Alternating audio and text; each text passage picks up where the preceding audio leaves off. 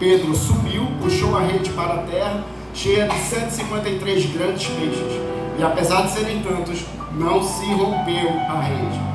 Disse-lhe Jesus: vinde e jantai. E nenhum dos discípulos ousava perguntar-lhes: quem és tu? Sabendo que era o Senhor. Chegou, pois, Jesus e pegou o pão e deu-lhe, e semelhante o peixe.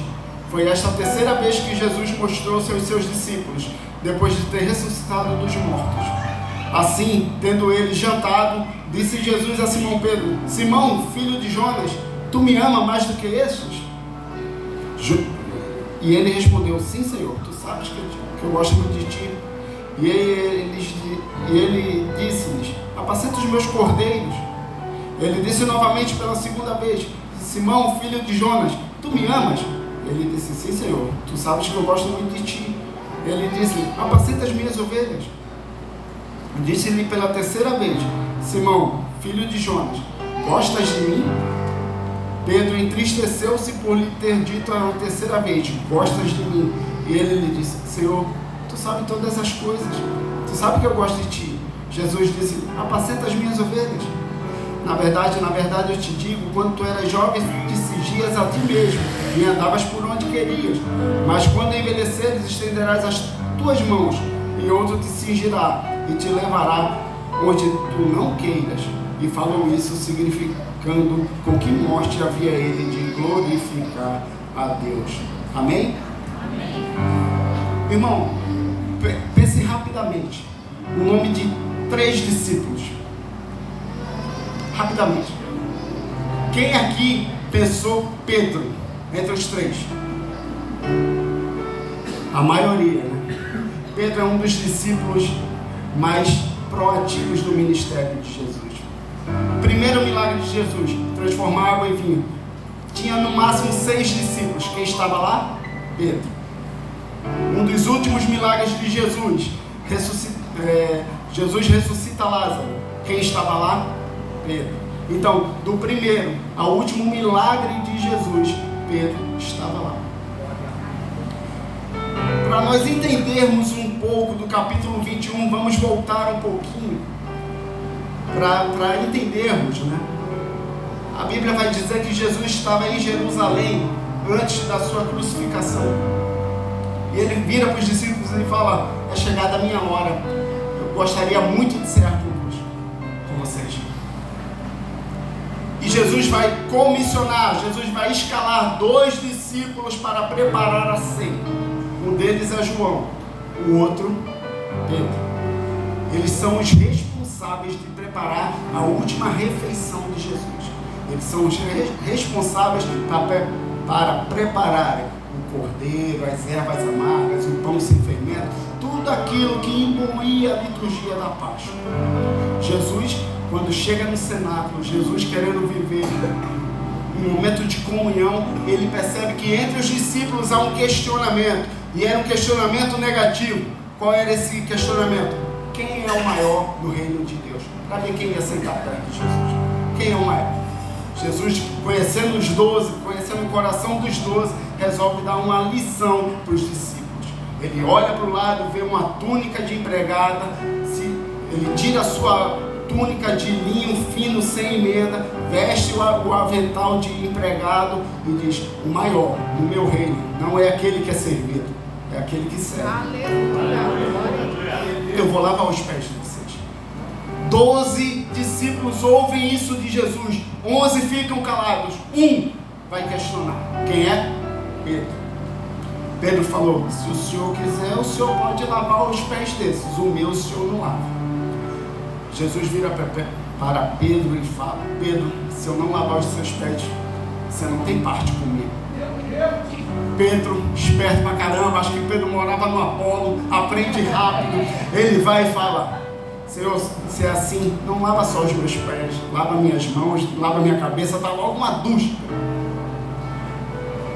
E depois disso, Jesus senta à mesa e vai ensinar tudo aquilo que nós aprendemos nessa Santa Ceia. Ele pega um pão, diz: repartam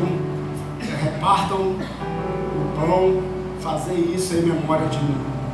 Semelhantemente, ele pega o cálice. Esse cálice é o novo testamento do meu sangue, que será derramado por vós. Após isso, Jesus pega o pão, molha e coloca na boca de Judas. E Judas vai cumprir o propósito da traição. Vai vender Jesus por 30 moedas de prata.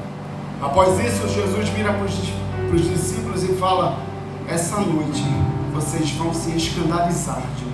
Vocês vão terem vergonha de serem meus discípulos. 11 ouvem isso. O Judas já tinha saído. 11 ouviram. 10 ficaram calados. Um rebate. Quem? Pedro. Pedro diz: jamais eu vou ter vergonha do Senhor. Jamais eu vou me escandalizar do Senhor. Jesus vira para Pedro e diz: Pedro, Satanás pediu para cirandar a tua alma. Eu roguei ao Pai por ti. Pedro, não tem Satanás certo. Onde o Senhor for, eu estou contigo. Mas Pedro, eu vou morrer, eu morro junto contigo. Não tem Satanás certo. Então Pedro, espera o galo cantar e depois a gente conversa. Essa noite ainda tu me negarás 3 vezes. Jesus sai dali e vai para o jardim com os 11, deixa 8 no lugar. Ele não pede nem para orar, ele pede só para vigiar. E outros 3 ele vai um pouco mais adiante. O primeiro desses 3, Pedro. Os outros 2, Tiago e João. Para esses 3, Jesus fala uma coisa que não falou para os outros 8. Ele fala: a minha alma está angustiada até a morte. Porque nem todo mundo pode ouvir aquilo. Os outros 8 também eram amigos, mas tem muitas coisas que a gente não pode falar para certas pessoas. Minha alma está angustiada até a morte. Orem comigo. Jesus deixa os 3 e vai para um lugar mais distante. Jesus volta, os 3 estão dormindo, mas Jesus chama a atenção de Pedro. Mas Pedro, nem uma hora você conseguiu orar comigo? Vigiai e orai para que não entreis em tentação, porque o espírito está preparado, mas a carne é fraca. Jesus depois volta para orar. Quando ele volta, os discípulos estão dormindo. Jesus fala: orem comigo. Ele volta mais uma vez. Na terceira, ninguém precisa mais orar. O traidor está entrando no jardim com os malfeitores. Judas estava entrando no jardim com a corte de soldados romanos, mais ou menos 200 homens. Os guardas do templo, 50 homens.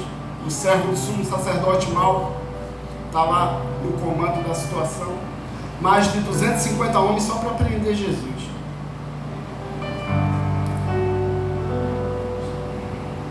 Jesus fala: é a mim que vocês procuram. Deixa eles ir. 10 ouvem aquilo que Jesus falou. Um tenta rebater. Um vai tentar defender Jesus. Quem? Pedro. Pedro tira a espada, corta a orelha do servo, do sumo sacerdote chamado Malco. Jesus vira para Pedro e pergunta: Pedro, guarda essa espada, porque se eu quisesse, eu pediria ao meu pai, ele mandaria 72 mil anjos para me defender. Guarda essa espada, porque quem vive da espada, morre pela espada. Jesus está ensinando a lei da semeadura. O que a gente faz com os outros aqui, um dia volta e vão fazer contra a gente. É a lei da semeadura. Então, guarda essa espada. Jesus é levado para a casa de Caifás. E a Bíblia vai dizer no Evangelho de Mateus que um discípulo acompanha Jesus à distância. Quem é o discípulo?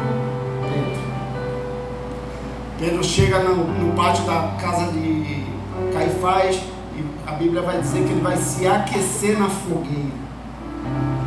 Vem uma empregada e diz: você é um deles. Aí: não, nunca vi esse homem. Vem a segunda pessoa: você é um deles, nunca vi esse homem. A terceira testemunha, no Evangelho de João vai dizer, o Evangelho de João é muito detalhista, my friend.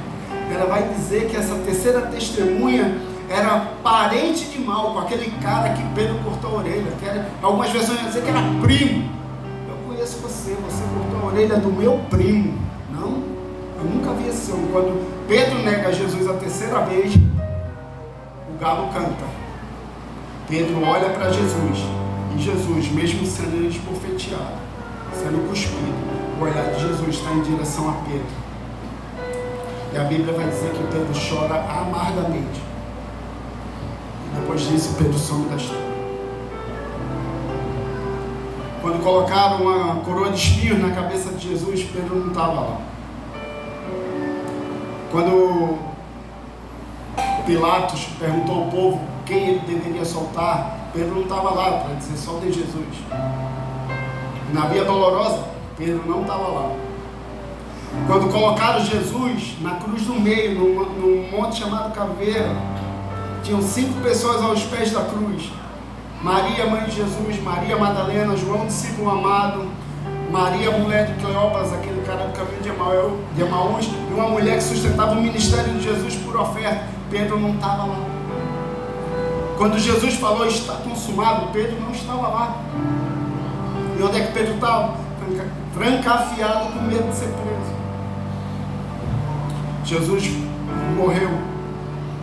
2 discípulos de Jesus em oculto, José de Arimateia e Nicodemos, pedem permissão a Pilatos para tirar o corpo de Jesus da cruz. Pilatos autoriza, eles tiram e vão sepultar no sepulcro da família de José de Arimateia. E Pedro, nem para ir no sepultamento do amigo, nem para ir no sepultamento de Jesus, Pedro foi.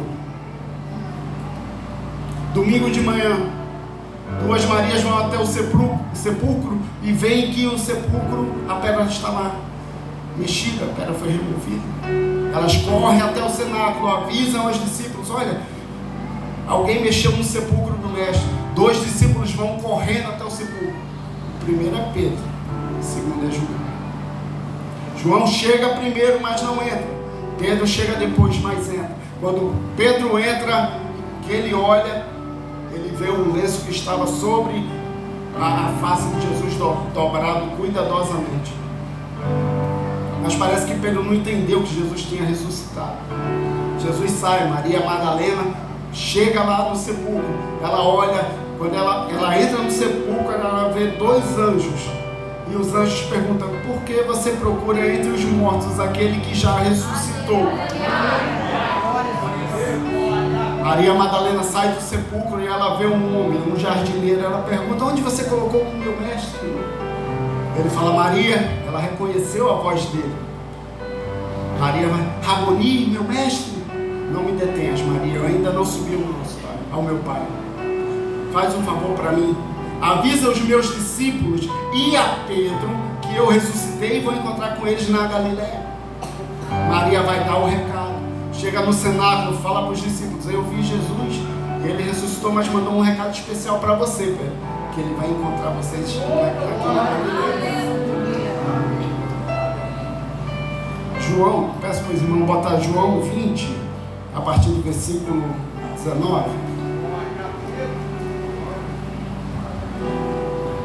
Então, naquele mesmo dia à tarde, sendo o primeiro dia da semana, estando fechadas as portas onde os discípulos, com medo dos judeus, estavam reunidos, chegou Jesus e pôs-se no meio, e disse-lhes: Pai seja convosco. E dizendo isso, mostrou-lhe as suas mãos, e ao seu lado. Então os discípulos se alegraram ao verem o Senhor. Então disse Jesus novamente: Pai seja convosco. Assim como meu Pai me enviou, também vos envio. E tendo dito isto, assoprou sobre eles e disse: recebei o Espírito Santo. Aqueles a quem perdoares os pecados, eles serão perdoados, e aqueles a quem os pecados retiverem serão retidos. Mas Tomé, um dos 12, chamado Dídimo, não estava com ele quando veio Jesus. Se passaram algumas horas, acredito, a porta estava fechada. Jesus aparece. Tomé não estava e Judas já tinha se matado. Quantos discípulos tem lá? 10. Então Jesus aparece com os 10. Pedro, eu imagino, vou conjecturar, meu filho. Quando Pedro viu Jesus, meu Deus, Jesus mandou um recado para mim, vai me dar uma correção, vai me dar uma bronca. Mas Jesus fala com os 10 e a porta está fechada. E por que Jesus deseja paz 2 vezes? Quer ouvir? Diz amém. Porque a primeira vinda dele já trouxe paz. A segunda vinda dele é a paz duplicada. E essa paz o mundo não pode dar. A segunda vinda dele é a paz duplicada. E ele fala, Jesus apareceu para os discípulos, depois ignorou Pedro e foi embora. 8 dias depois, Jesus aparece novamente. E Tomé não tinha acreditado. Os discípulos falaram: Tomé, Jesus esteve aqui. Tomé falou: eu só acredito se eu ver. 8 dias depois, Jesus aparece para os discípulos novamente. Jesus vira para Tomé: Tomé, coloca teu dedo aqui. Bem-aventurados são aqueles que não viram e creram. Bem-aventurados são aqueles que não viram e creram. Então vamos lá. Jesus apareceu 3 vezes. A primeira vez ele apareceu para Maria Madalena. A segunda vez ele apareceu no cenáculo. Os 10 estavam reunidos, mas Jesus não falou com Pedro, ignorou Pedro. A terceira vez, Jesus apareceu no cenáculo de novo, mas ele fala com Tomé, mas ele não fala com Pedro. Chegamos no capítulo 21. Pedro está com mais 6. Natanael, Tomé, os 2 filhos de Zebedeu, Tiago, João e 2 outros discípulos que a Bíblia não diz quem são, mas provavelmente sejam André e Filipe. Por quê? Porque dos 12 discípulos, 7 eram pescadores e os 7 provavelmente estão juntos. Versículo 3. Disse-lhe Simão Pedro: eu vou pescar. Para a gente aqui, quando a gente fala eu vou pescar, isso não quer dizer muita coisa. Mas lembra quando Jesus falou para Pedro: Pedro, você não vai ser mais, você vai ser pescador de homens agora. Lembra quando Jesus falou isso para Pedro? É como se Pedro estivesse dizendo aqui: eu desisto de tudo, eu abro mão de tudo. Agora, por que Pedro está abrindo mão de tudo? Pedro está desistindo de tudo. Qual o motivo da desistência de Pedro? Pedro, ele não está triste por causa de Jesus. Pedro não está triste por causa de Tomé. Pedro não está triste por causa de Maria Madalena. Pedro está triste por causa dele mesmo. Por que ele está triste com ele mesmo? Porque Pedro, ele achava, quando Pedro falou assim: eu não vou te negar, Pedro não falou da boca para fora. Ele acreditava: eu tenho fé suficiente, eu sou servo suficiente, eu vou seguir o Senhor até a morte. Era o que Pedro acreditava. Existe um texto na Bíblia, coloca para mim, Jeremias 17:5. Esse texto nós interpretamos de maneira errônea. Jeremias 17:5 diz mais ou menos assim: maldito é o homem que confia no homem, que faz da carne mortal o seu braço e aparta o seu coração do Senhor. E no nosso entendimento a gente vai entender: maldito é o homem que confia no outro homem. Mas se nós formos analisar o contexto, o profeta Jeremias está querendo dizer: maldito é o homem que confia em si mesmo. E Pedro confiava tanto em si mesmo que ele falou: eu não vou te negar. Mas Jesus conhecia um Pedro que nem ele mesmo conhecia. E Jesus, ele me conhece mais do que eu me conheço, mais do que nós nos conhecemos. O apóstolo Paulo, ele nos ensina que dentro de nós existe uma briga constante, uma luta constante entre o que queremos e o que fazemos. Nem sempre o que fazemos é o que queremos e nem sempre o que queremos é o que fazemos. Há uma luta constante entre o espírito e a carne. E eu lamento, irmão, eu lamento te informar que tem dia que a carne vence. Quem de nós aqui nunca falou assim: não era isso que eu queria fazer? Quem de nós aqui nunca errou com o irmão e falou: não era a minha intenção? Quem aqui? É por isso que Pedro está triste por causa dele mesmo. Porque tem dia que o nosso maior inimigo não é quem vem de fora, não. O nosso maior inimigo somos nós mesmos. Tem dia que a gente vai botar a cabeça no travesseiro. Não era aquilo que eu queria fazer. Não era isso que eu queria fazer. Então tem dia que o nosso inimigo somos nós mesmos. Aleluia. Glória a Deus. Usa mesmo, Jesus. Quem de nós aqui nunca errou com o irmão? Mas Deus te trouxe aqui hoje, irmão. E não é coincidência você estar aqui, porque para o reino de Deus não existe coincidência, porque existe a cristocedência. Não é à toa que você está aqui, tem um propósito. Deus te trouxe aqui para te livrar, para nos livrar dessa síndrome de Pedro. Essa síndrome de Pedro de desistir de tudo, de abandonar tudo, jogar tudo para o alto. Não é à toa que você está aqui. Você lembra o primeiro milagre de Jesus? Quem estava lá? Pedro. dos últimos milagres de Jesus, quem estava lá? Pedro. Por causa de um erro de Pedro, em alguns dias, Pedro esqueceu 3 anos e meio de milagre. Por causa de um erro, 3 anos e meio de milagre. E quando eu estava meditando na palavra, o Espírito Santo falou comigo: nós desistimos por muito pouco.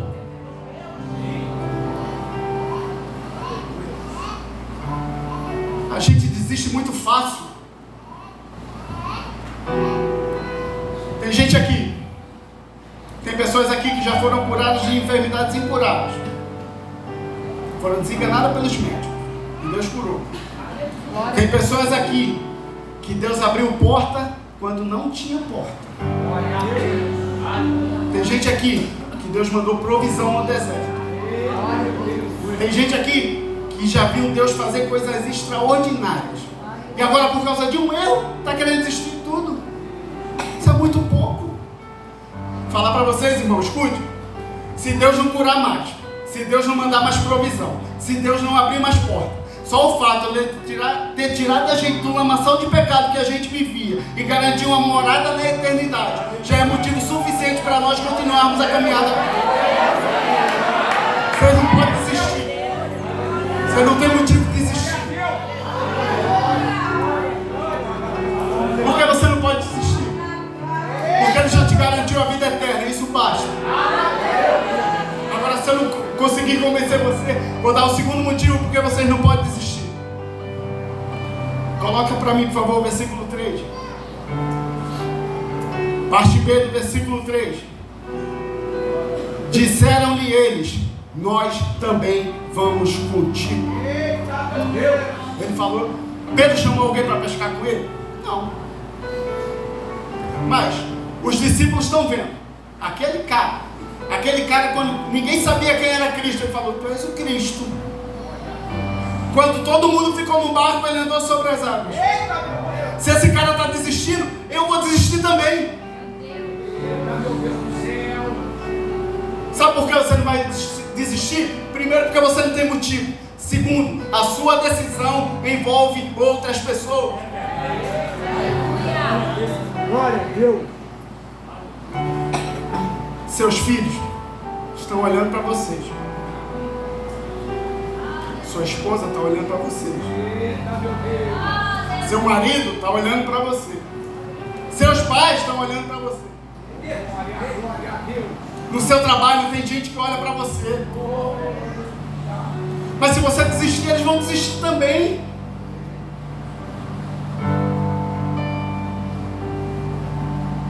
Você não tem motivo para desistir. Deus já garantiu uma morada na eternidade. Segundo, você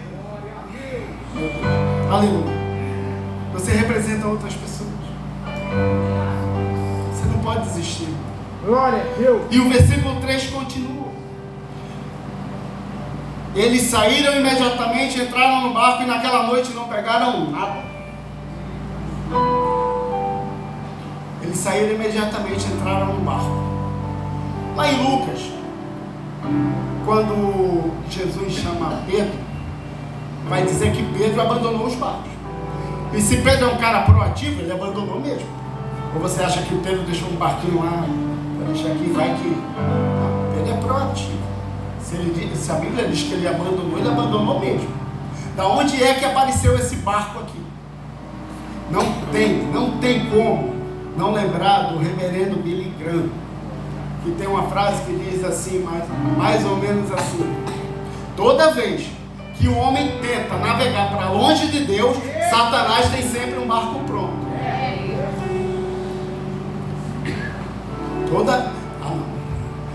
Eu achava que vocês iam dar um glória. Só que eu estou falando, não, é Billy Graham. Toda vez que o homem tenta navegar para longe de Deus, Satanás tem sempre um barco pronto. Não sei de onde surgiu esse barco. Mas se nós queremos navegar para longe de Deus, é como se Jesus falasse assim: olha, se você quer voltar às velhas práticas, Satanás tem um barco pronto. Se você quer retroceder, barco do retrocesso vai estar aqui prontinho, no seu porto. Toda vez que você vai tentar fazer as velhas práticas pecaminosas, Satanás vai ter sempre um barco pronto. Sempre. Mas eu louvo a Deus pela vida dos libertarianos, porque se depender de nós, o barco de Satanás vai continuar vazio. Se depender de nós, o barco de Satanás vai continuar vazio. Aleluia. Versículo 4.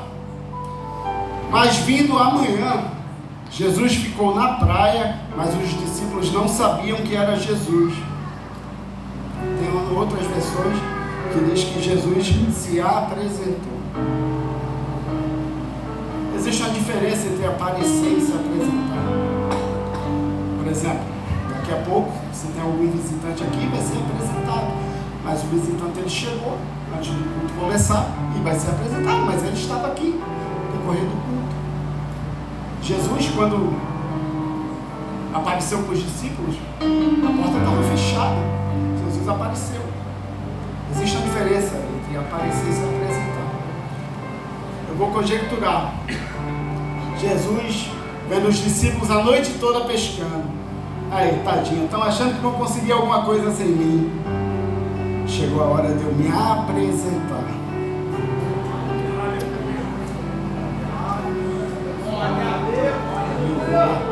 Chegou a hora de eu me apresentar. Sabe essa dificuldade que você está vivendo? Jesus sempre esteve perto de você. Você que não viu. Mas Jesus te trouxe aqui hoje. Não é coincidência, não existe coincidência, é cristocedência. Jesus te trouxe aqui hoje para te falar. Chegou a hora de eu me apresentar. E o versículo 4 continua. Diz que ele se apresentou de manhã. Mas por que ele se apresentou de manhã? Porque é profético. O salmista vai dizer que o choro dura uma noite, mas a alegria vem ao amanhecer. É profético. Aleluia. Versículo 5. Perdão, versículo 4. 5, perdão. O versículo 5 fala da grandeza do amor de Deus. Ele disse: filhos, olha só, depois de ter desistido, depois de terem jogado tudo para o alto, ter voltado às velhas práticas, Jesus chama ele de quê? Filhos. Ele poderia chamar marinheiros, pescadores, homens, mas ele chama de filhos. Aleluia. Você pode ter desistido, mas ainda é filho. O filho pode ser pródigo, mas ainda é filho. O filho pode ter caído, mas ainda é filho. Isso é amor de pai. Não deixa Satanás colocar coisas na cabeça dizendo que você não tem um pai. Você tem um pai que te ama, que cuida de você, que trata você como se fosse a pessoa mais especial do mundo. Você tem um pai. Não deixa Satanás colocar coisas na cabeça dizendo que você não tem um DNA dos céus. Você tem um pai. O pai cuida de você. Aleluia. Tendes algum alimento? Tendes o que comer? E eles responderam: não. Jesus sabia que eles não tinham nada. É como se Jesus estivesse falando assim: ei, filhos, adiantou alguma coisa a desistir? Filhos, adiantou alguma coisa a voltar às velhas práticas? Filhos, adiantou abandonar tudo? E a resposta foi não. Por quê? Para todo desistente a resposta sempre vai ser negativa. E eu vejo muito isso. Quantas pessoas no meu trabalho desistem, pastor Moisés? Não falo daquelas que passam em outros concursos, não. Não estou gostando, vou desistir. Eu não conheço um que fala: caramba, eu desisti, me dei bem. Não. A resposta vai ser sempre negativa para o desistente. Eu desisti. E aí, como é que tá? Rapaz, me arrependo. Porque para todo desistente a resposta sempre vai ser negativa. Aleluia. Versículo 6. E ele lhe disse: lançai a rede ao lado direito do barco e achareis.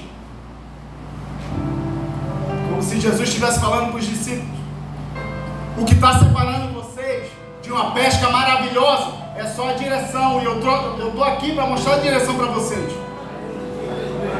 Lançai a rede do lado direito. Por quê? Quer ouvir? Diz amém. Amém. Porque a bênção está do lado direito. Hashtag fica a dica. A bênção está do lado direito. A esquerda não tem nada.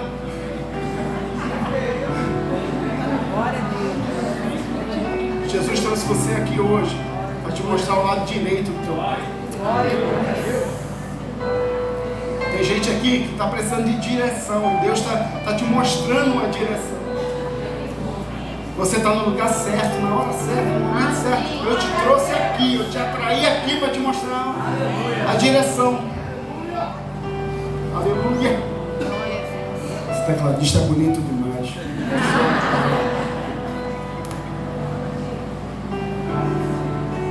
Versículo 7.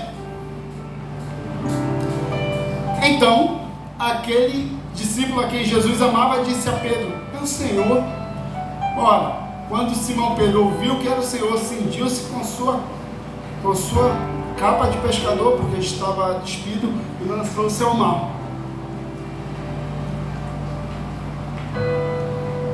Vamos lá. João, vendo aquela quantidade de peixe, a Bíblia vai dizer que foram 153 grandes peixes.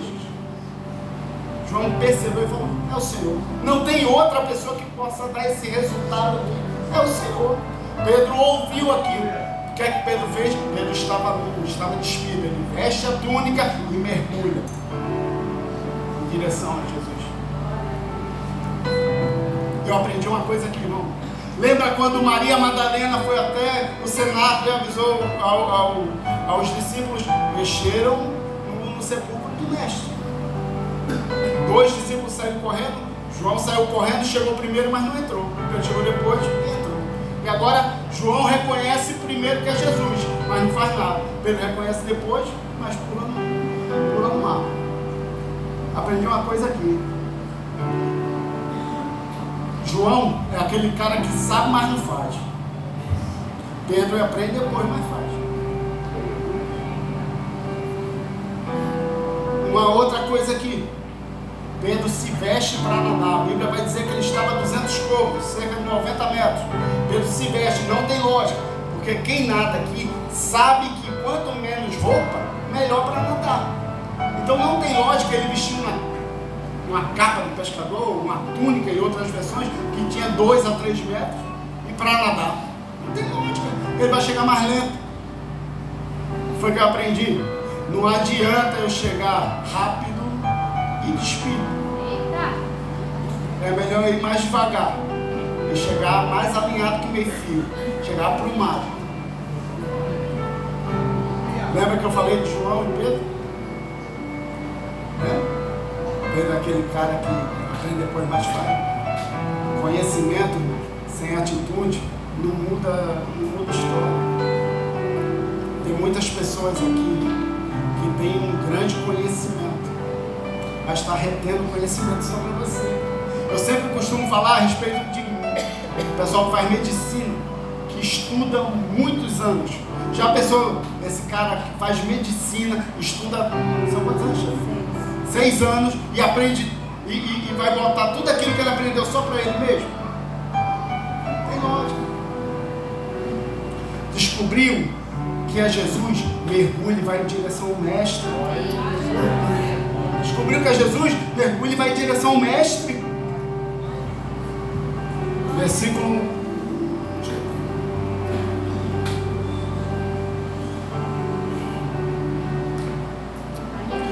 9.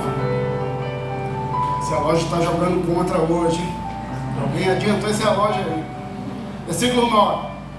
Logo que vieram para a terra, eles viram ali brasa, um peixe posto em cima delas e pão. Quando Pedro estava no pátio da casa de Caifás, ele estava se aquecendo numa fogueira. Amém? E agora, quando Pedro vai ser restaurado, o que é que tem? Brasa. Tem brasa. E eu fui pesquisar alguns outros textos na Bíblia que falam de restauração e tem brasa envolvido. Elias estava deitado embaixo do zimbro.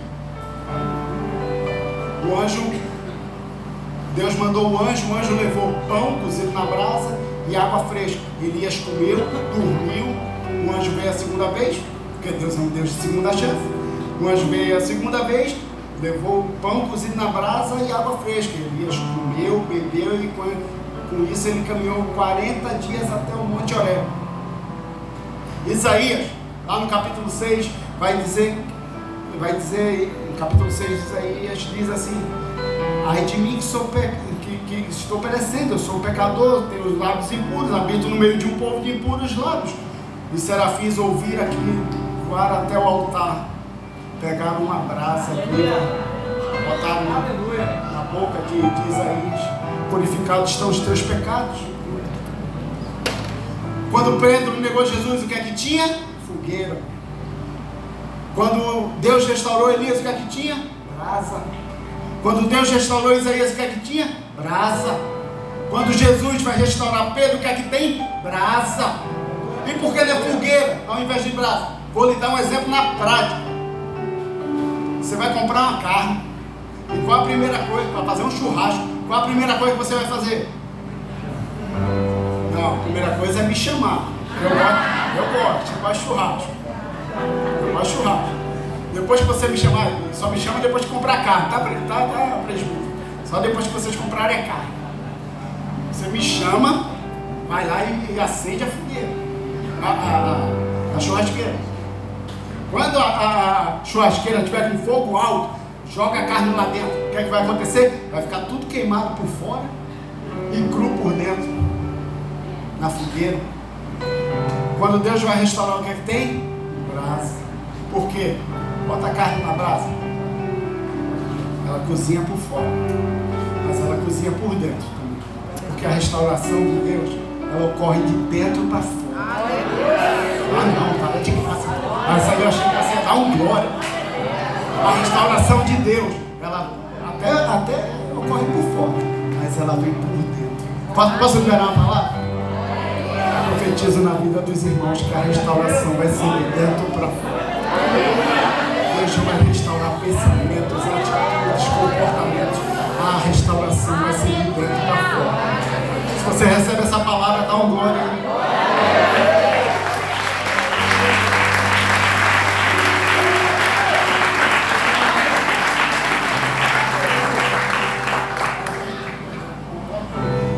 Aleluia. Versículo 12. Disse-lhe Jesus: vinde e jantai. E nenhum dos discípulos ousava perguntar: de quem és tu? Sabiam que era o Senhor. Jesus fala: vinde e jantai. Mas não tem lógica. É de manhã. Ninguém janta de manhã é de jejum, é café da manhã. Jesus fala: vinde e jantai. E por que Jesus fala vinde e jantai? Quer ouvir? Diz amém. Amém. Porque Jesus sabia que quando eles se lançaram ao mar, eles não tinham comido nada.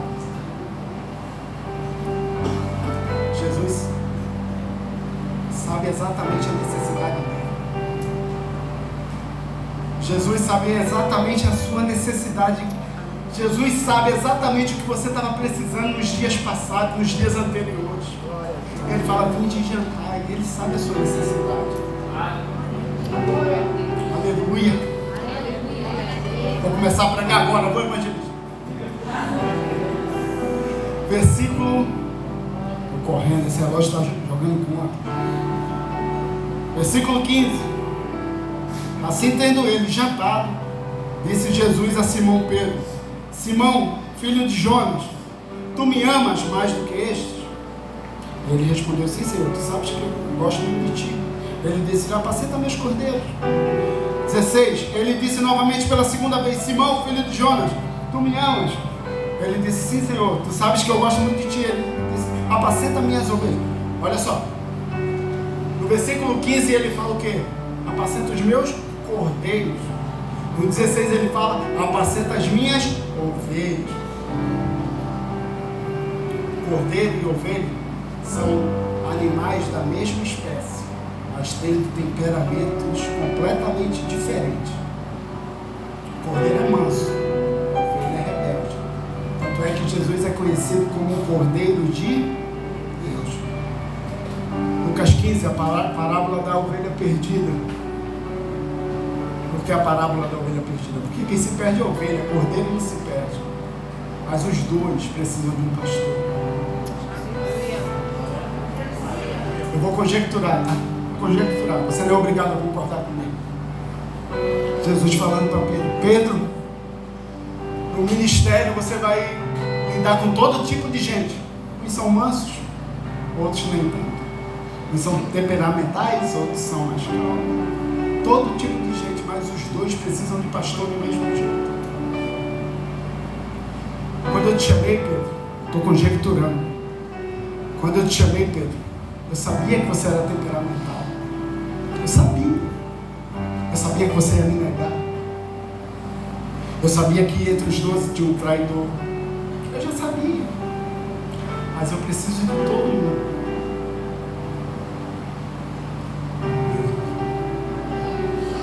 Seu temperamento, Pedro, não mudou. Não me surpreendeu em nada. Você com esse seu temperamento me surpreendeu em nada. E quando eu estava meditando nessa palavra, eu falei para Deus: Senhor, o Senhor sabe o meu temperamento também. O Senhor me conhece. O Senhor sabe como é que eu sou. O que é que o Senhor quer de mim?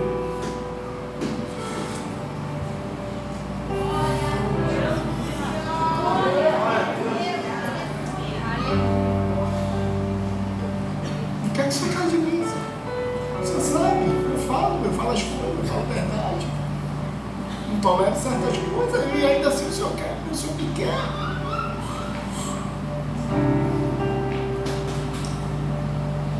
Aí Deus respondeu para mim: você só abre a boca que quem faz a obra sou eu.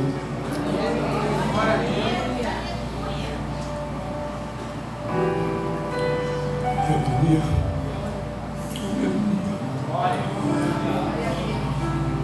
Versículo 15 e 16. Depois que jantaram,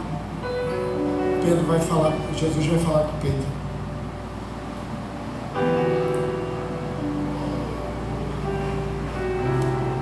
O Novo Testamento, ele tem vários. O Novo Testamento foi escrito no grego. E o grego tem vários verbos para amor. Aqui no Brasil a gente usa o verbo amar para tudo, né? Eu amo minha esposa, eu amo meu filho, eu amo churrasco, eu amo cachorro. São sentimentos diferentes, mas nós usamos para tudo. No grego não.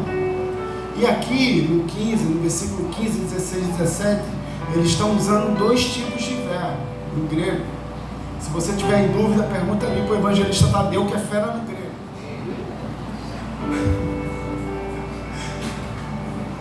Primeiro verbo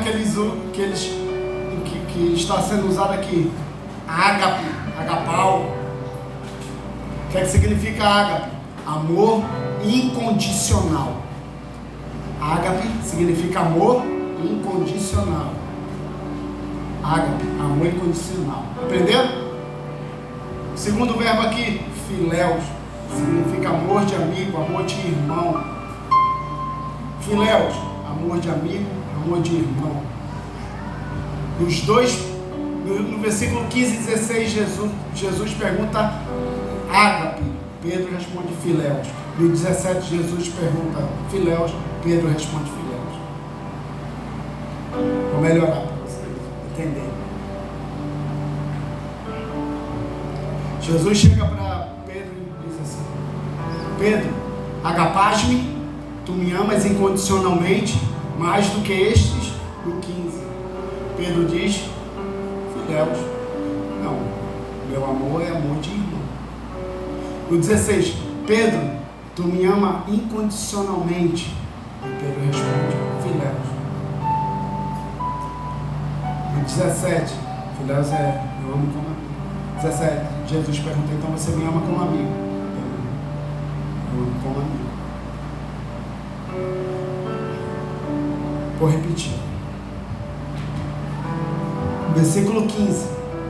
Vou trazer para os nossos dias. No versículo 15, Jesus chega para Pedro e diz assim: Pedro, depois de você ter me negado, você ainda tem coragem de dizer que você me ama incondicionalmente mais do que esses? Pedro diz: Filéus. Eu achava que eu amava, mas meu amor é Filéus. Aí no versículo 16, Jesus pergunta: Pedro, tu me amas incondicionalmente como você achava que me amava? Pedro: Filéus. Eu achava que meu amor era árabe, mas meu amor é Filéus. Aí vai o 17. Por que Pedro se entristece? Porque Jesus reduz o nível do amor. Pedro, você me ama como amigo? Aí Pedro se entristeceu. O Senhor sabe todas as coisas. É isso, o meu amor é amor de amigo. E Jesus diz: apacenta minhas ovelhas. Versículo 18. Os levitas podem subir. Aleluia. Versículo 18.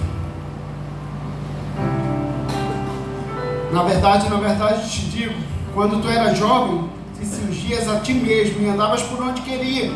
Mas quando envelheceres, estenderás as tuas mãos, e outro te cingirá e te levará para onde tu não queiras. E o que é que esse versículo tem a ver com amor? Versículo 18.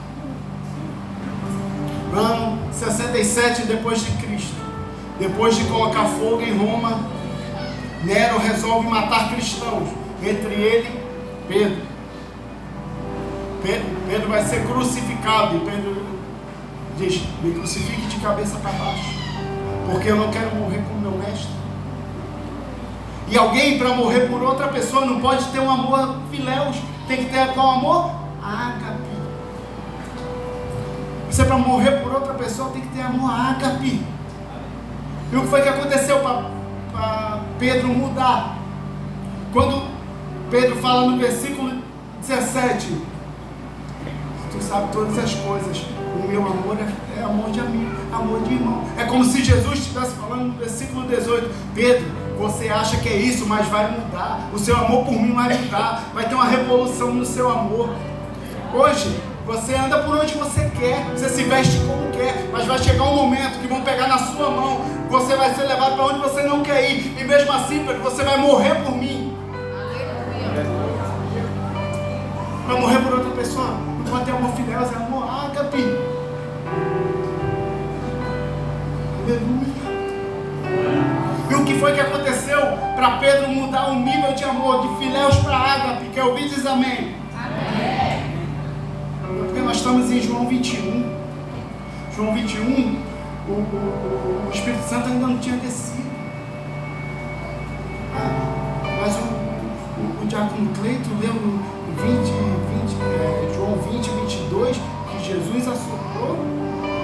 Jesus ali estava ensinando. Jesus estava ensinando, da mesma forma que esse vento está saindo da minha boca, vai sair um vento da boca do Pai.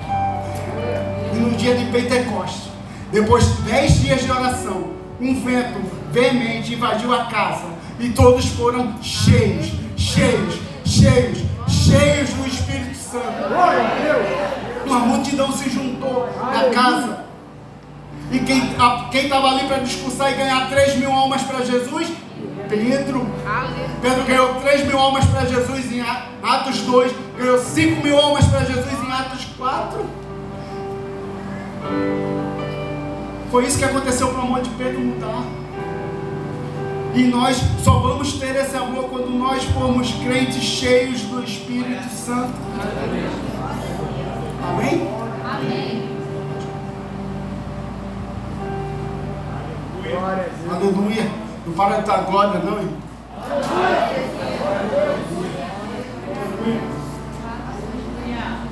Aleluia.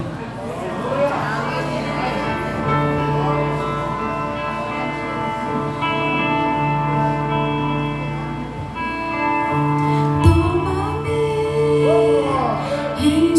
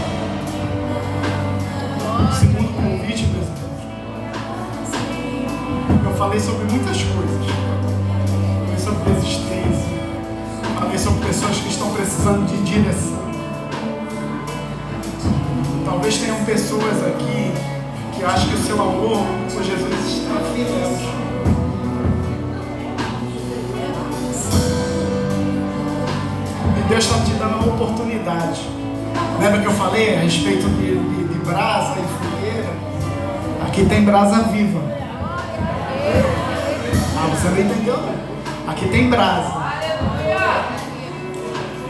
Deus quer restaurar você de dentro para fora.